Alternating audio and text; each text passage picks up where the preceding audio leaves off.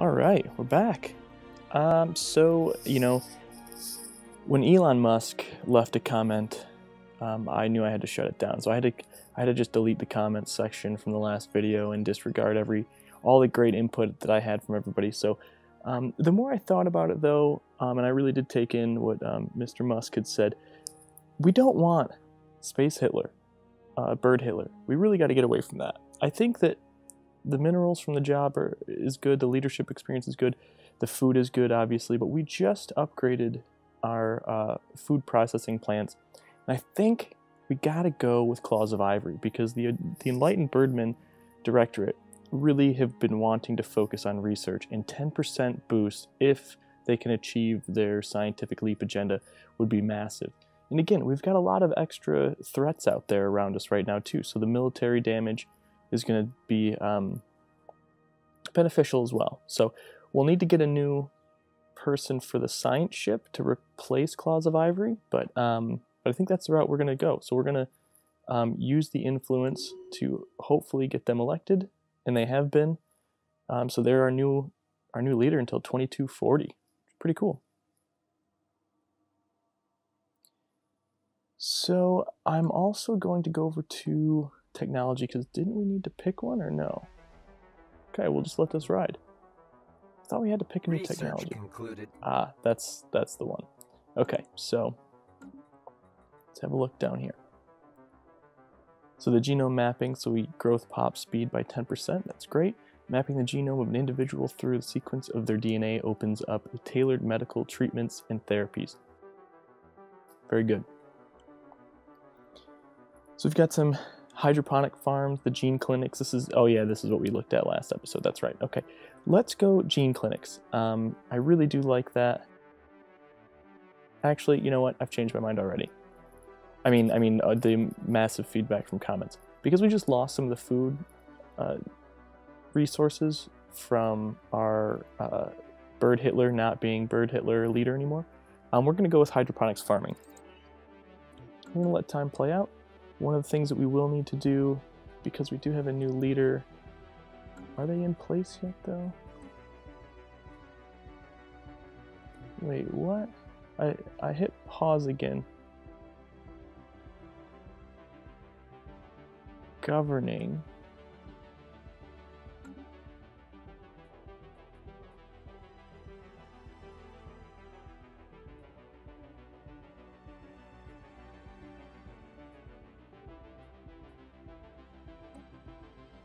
Wait a second.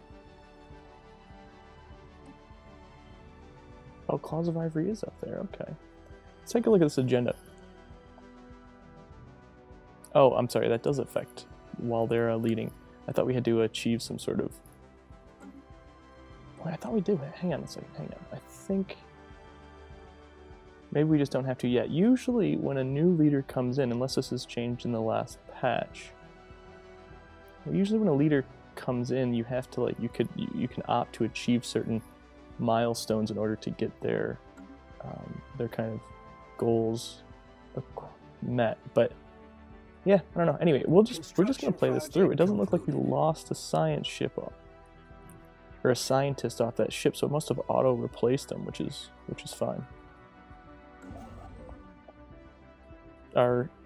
We expanded to Scrotum. So we're going to get that energy credit by building a mining station there. And while we're here, let's go see. We're plus 44, I like that. I think it would be good. Let's do this for a little. Let's hand them some consumer goods. We want to increase our relationship with them. We've got a fair bit. Ooh, I don't know if I want to get that crazy. That's fine. Construction project concluded. I'm sure someone who's played tons of this, they're showing gratitude. We'll say, well, if you only need to give them 300 for them to raise the maximum friendliness or whatever, but whatever. Yeah, I think we're gonna cap this real quick. Colonization phase complete. Nice. So I called it actually right before the elections would have run out, or right after. Sorry.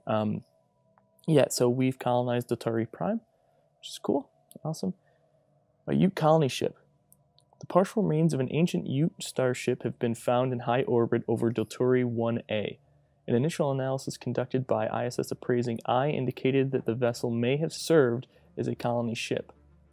Even cruiser-sized Ute ships are typically crewed by only 1 or 2 individuals given the immense size of their bodies, but its hulk has more than a dozen cryopods attached, each containing withered exoskeletons from what must have been Ute colonists.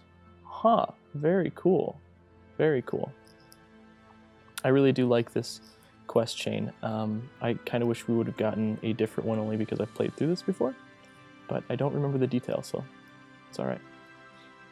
We're just grabbing this because I don't know... Survey concluded. I mean, I appreciate what happened here. So what we've done is, AS Stars was going to be our choke point before, right? So it was kind of only one way in, one way out. But now, from at least these guys, if, why am I drawing a blank on their names? Yeah, the Earth Custodian ship. As of right now, this is going to be the choke point, so they can only reach us here. Because it doesn't look like this hyperlane here connects, but obviously this route will at some... Maybe it doesn't. Maybe this is as far as we can go, which actually does create a bit of issues, and we really do need to start tackling this system here and these crystallines. So I say that, let me pause time because I just noticed we got a science ship just dilly-dallying. Where are you? Oh, very good. Okay. Gonna send him out to explore some more. Survey. We're gonna cut right over because we want to make sure that these things are surveyed so that we can go around our buddies there. We're not gonna worry about this quite yet because if we expand out, we're gonna snag these first and we can lock it all out, kind of like what I'm doing over here. If we snag Procyon, whatever that could be, that locks them out of anything over here. So sometimes you do that strategically. Same thing with Sanic, right? So we're going to cap that eventually, but take our time because we can just lock the AI out of doing that. But yeah, as long as we can control this, it looks like they might get cut off, or they can just do a really elongated thing around us, which would be good, because if we ever have to go to war with them, then we, you know, easy entry for us and easy territory to take over. We're not managing, you know, a little bit here and a little bit there. So send him off. And then we've got 654 alloys. I really feel like we should, at this point, have our destroyer research, but we don't. Spend a little money, slowly build up our fleet. We got 13 in the Murder of Kawika, which the name has changed because we grouped a bunch of them together at one point. They branched out, so it's just a weird thing the game does, and I don't fuss with going back and messing with it. Another thing I'm noticing is the One Throne group. We've actually lost a bit of favorability with them, which is fine, mainly because Beak of Black, who has now been brought down to being just a scientist and no longer the dictatorial leader, he just got kicked out of office, so he's clearly not very happy with us. Okay, we got another tradition. It's going to be the final tradition in Discovery, which is fantastic. It's going to help us all the way around. Faith in science. The public has come to regard science as something almost akin to religion. Their faith in it is absolute. This is perfect for the Birdmen and Birdwomen. There is no question in this universe so big that it cannot be answered by science. Pops working with research have their upkeep reduced by 20%, and that's huge. That means all of our scientists, all of our science ships, and I believe that means all of our construction ships as well. One of the things when you complete one of the traditions trees is you get an ascension perk, and the ascension perks vary depending on all of your ethics and policies and everything kind of wrapped into one. So it's a little different for every civilization. So we got nihilistic acquisition. The notion of self-determination cannot be moral or absolute, or moral absolute. Holistic goals clearly outweigh individual concerns. So unlocking this unlocks the raiding bombardment stance. We don't need to stress about that. Interstellar Dominion doesn't sound like us at all. Starbase influence and cost.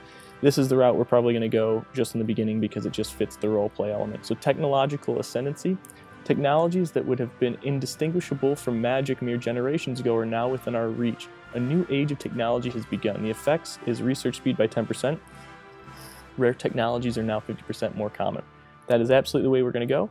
I'm not even going to stress about looking at the rest of these, except this is Transcendent Learning is another one we'll look at in the future, and then One Vision also is pretty good because it's kind of like a hive mind thing. But I just kind of view that as, again, the unification of the Birdmen, all being driven by the one goal of growing their technocracy. Cool. So again, our research speeds, we might have to resume time for these to take effect. So let's see when it ticks over into August, if these drop, or if they already did when we selected it. I guess it already did when we selected it, but that's cool. So that's going to keep moving along. I just realized we got another science ship just sitting here. What happened? Didn't I just give you a whole slew of things to do?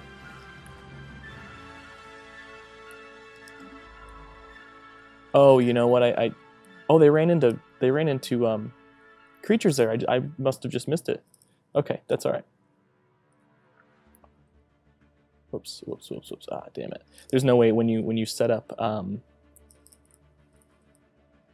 like a queue, you can't like cancel the last, so you have to kind of redo the queue. That's all right. We'll just leave and go till then. Let's have a look at how our plants are coming along with our pop growth. Construction project complete. Yeah, it looks like we're somehow slowed down even though we got increased. I don't understand that. Research concluded. Oh, research is completed. We got 0G refinery, so the mining station output, and we can put on a nebula refinery on our star bases if we wanted to. It's good. Oh man, this is brutal. So we've got two things that are based around the military side of things, and these are ship augmentations, both of these. So one obviously are the coil guns, and one is the armor plating. Then over here we've got minerals across the board. This is a Empire modifier, so it just means across the board minerals are going to increase by 20%, which we have gone down a fair dip, so it might not be the worst thing. And then the mining station output, this is for oh yeah, just all the mining stations in the sectors that we pick up. I'm thinking we might do this, do the long-range mineral scanners. Hang on a second. Now, let's go geothermal fracking. It's less time, so hopefully the long-range mineral scanners will pop again. And we might snag that and then hopefully sit on it for a little bit and focus a bit more on our military side of things. Actually, hang on. What is this? Oh, this is the longest scroll in the world. I'm trying to see. If you look at the bottom right of that, it's got a little lock icon, and that's this thing on now the far right of the screen. It says kinetic weapons path. This technology will lead to further advancements in the field of kinetic weapons. Yeah, so we'll need to focus on that soon, especially as we build our fleet up. And again, the thing with building the fleet is that every ship, as soon as we leave the dock on Aspera, is going to impact our energy credits because they will no longer be getting the 25% reduced maintenance fees. Okay, construction ship's working on that up there. We're going to select him, and when he's finished there, we're going to have him come down here and build a star base, which is right now. Perfect. And when he does that, we're going to snag those energy credits, minerals, and society research stations just to, again, have it kind of on lockdown.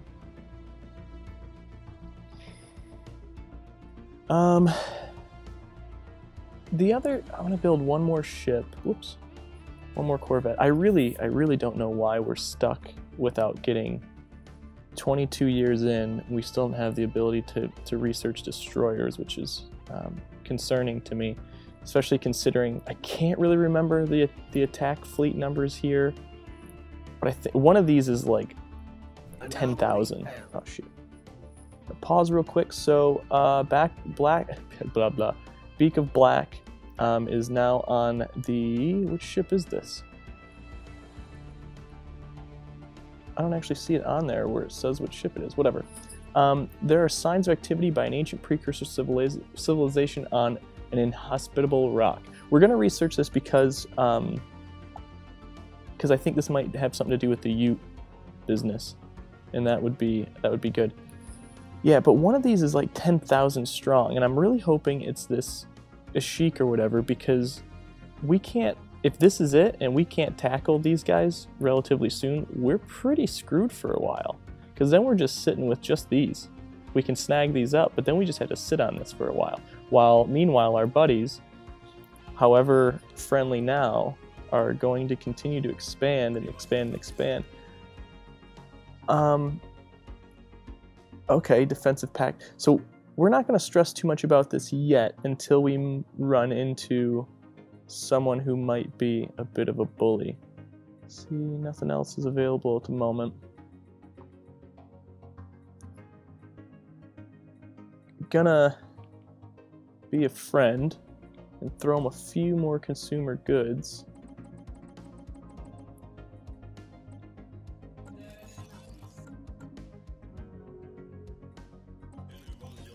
Gratitude.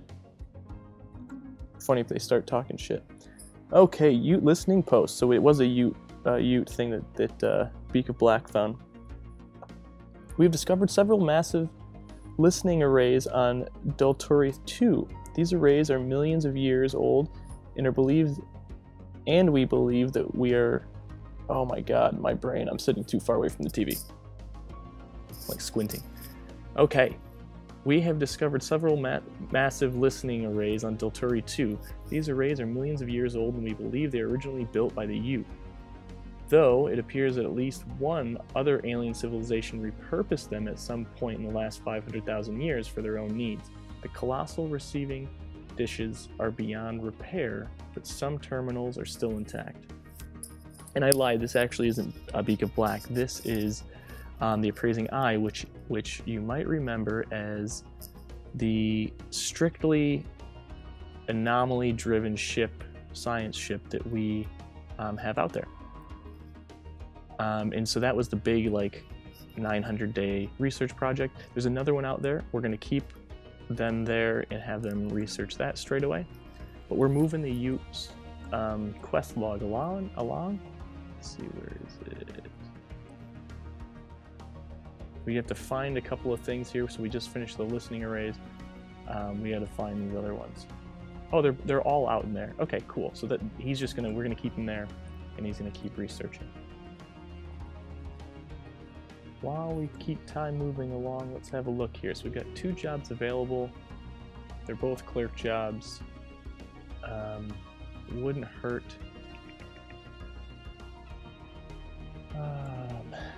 We'll stress about that in a second. One open job here. Oh, columns. Okay, so they're still growing. That's no big deal. We're moving at a pretty good clip, actually, at 1.2 times, which is great. So the 3.27 a month gain on that, which is good. So they're still just getting their shit together, basically. The nest, however, I'm getting a little concerned about the food supply. So we'll do another agricultural district. And then we really got to get serious about expanding to another planet, I think.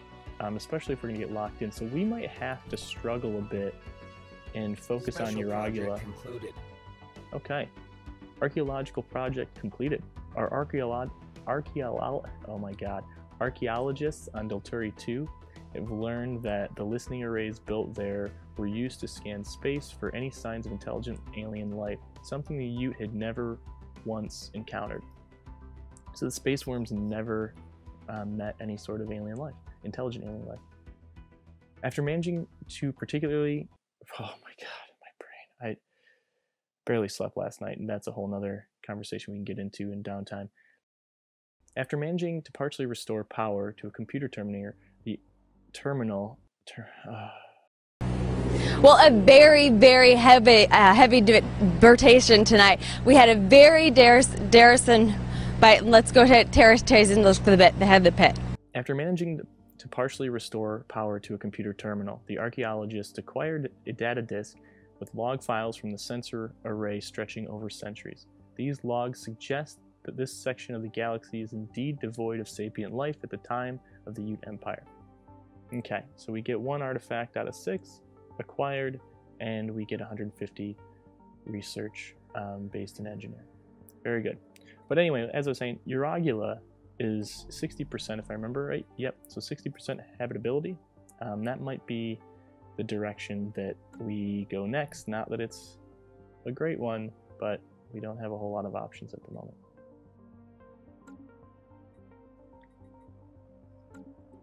Gonna chuck on another ship, another Corvette, or 2, 3 of them. And then once those guys get out there, we'll be at our max naval capacity, and you can see that by right here. I don't know why I went all the way to that direction. I could have gone left. So we'll be at 20. You can break past this, but obviously the impact is quite big on your energy credits and upkeep. Okay, so we've got a Ute cruiser. Studying Eye, this is the other anomaly it's been researching. The remains of a Ute cruiser have been found in orbit around Carenza 4A. It seems to have fallen victim to weapons fire, but given the extreme age of the Hulk, it is difficult to be certain. There is no indication that the ship has ever been equipped with an FTL drive. It must have traveled between stars at sublight speeds. So it sounds like the space worms, they didn't really travel much, if that's the case. The fact that they never met other intelligent life. Was that Kenzar here? Construction project concluded. Guess I should have looked at where that was. Special project concluded. Yeah, anyway, it just seems like they haven't really traveled around very much. Never met intelligent alien life and didn't have FTL drives in their ships. And they also, it sounded like they have limited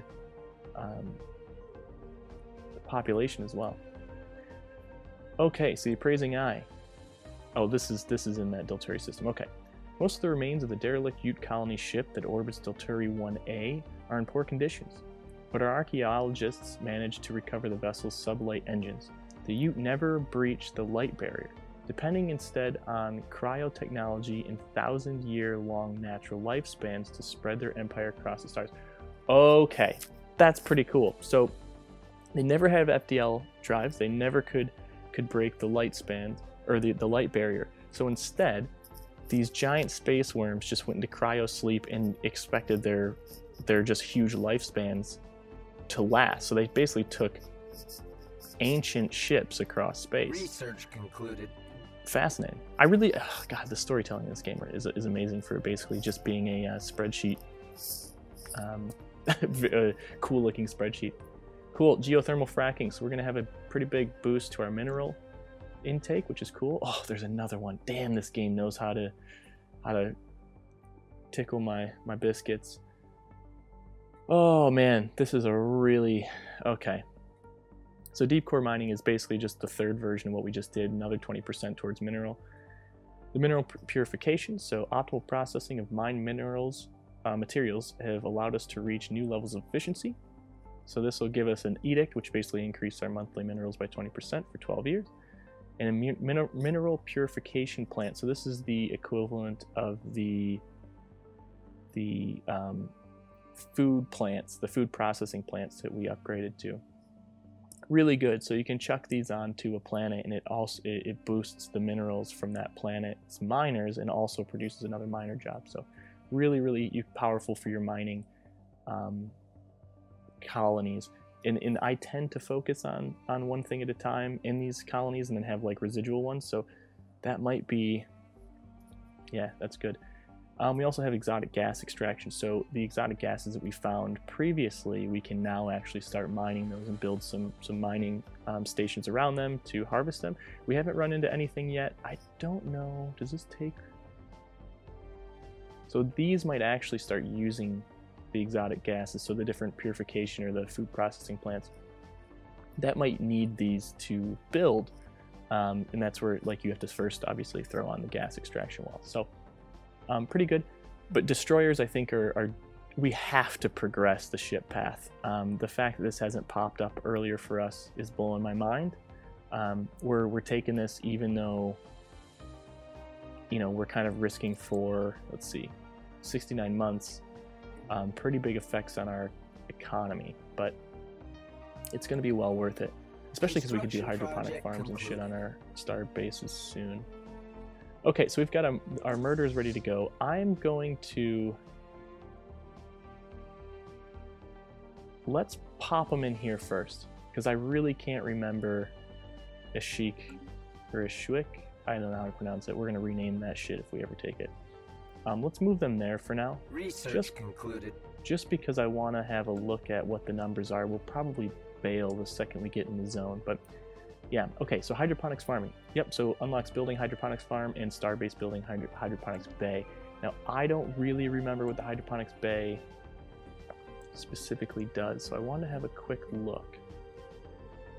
So by dedicating a section of the starbase to hydroponic farming, the station will be able to feed itself and even export excess produce to other systems. Okay, so what is it? Oh, it just generates 3 food. Okay, that's really good. And so we can also unlock these if we wanted to upgrade the starbase, but every time you upgrade anything, as you might have guessed, it's going to take extra energy credits for the maintenance of that starbase. And the fact that we only have a friendly right now and we're not really stretched anywhere too thin, we don't really need to do that. So I'm waiting on all of that until we hit choke points that are going to really matter, and we can just stack that starbase up and see how she goes. And you can see already our energy credit dipped from like around 20 or 17 or something to 4, and that's because our fleet has moved out. Anomaly found. Oh, I didn't pick another research. Okay, so an impressive structures litter the Scapus 4's surface, practically begging for some archaeological work. It's a quick one. That's cool. That's cool. Society research. Let's have a look. So we got ground defense planning. We've already looked at that. Genetic healthcare. So gene labs again. I'm all about that. The selected defoilants. We've already talked about that. We've talked about all of these. We are going to go with the gene clinics here. No question on that one. The other ones are all they're all good selections, but the gene clinics are just too good to pass up. Man, that construction ship's taking a long time to get things done down in Sanic, huh? Okay, another archaeological project completed. The archaeological digs on Dolturi Prime have revealed that most of the graves were looted in the millions of years since they were first dug, likely as a result of the Ute custom of burying their dead with jewelry and other extravagant gifts. In a pile of things discarded by the looters, the archaeologists found a large doll resembling an adult Ute. They speculate that it may have served as a good luck charm or memento of some kind. So unless I've totally lost the plot somewhere, we have giant space worms that buried themselves with jewelry and extravagant gifts and had super long lifespans, but flew ships. And had some sort of a supernatural belief system. I dig it. I dig it.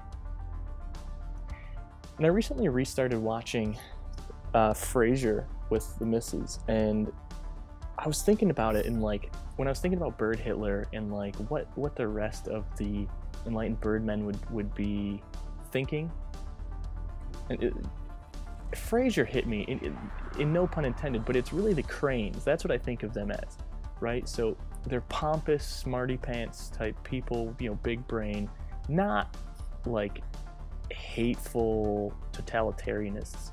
So yeah, I think in my head, kind of our enlightened birdmen directorate is more in line of like Frasier and Niles Crane, as opposed to, you know, Bird Hitler. And I think that's why when Beak of Black dies, you know, maybe we just need to make sure that we never allow another Beak of Black to pop up in the Birdman Society.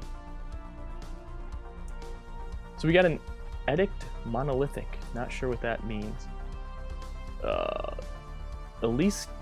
Eliscopus fours in uninhabitable and indeed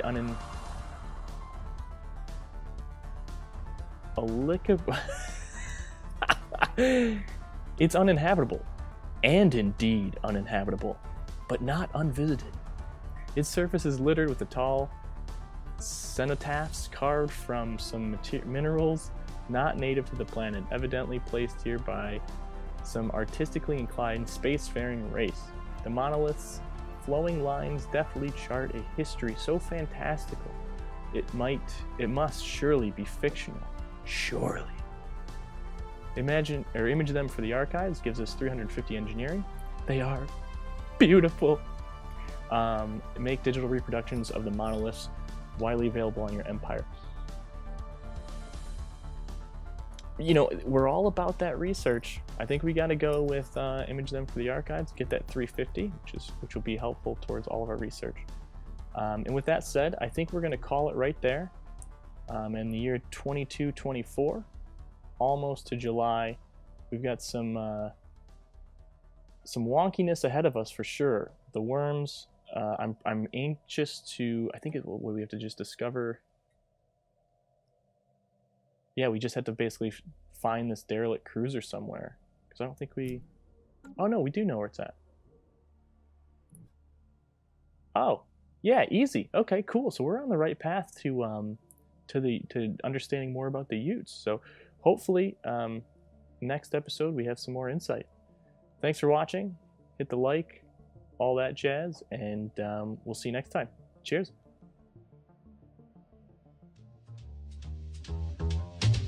Hey baby, I hear the blues are calling, tossed salads and scrambled eggs. Quite stylish. And maybe I seem a bit confused. Yeah, maybe, but I got you pegged. But I don't know what to do with those tossed salads and scrambled eggs.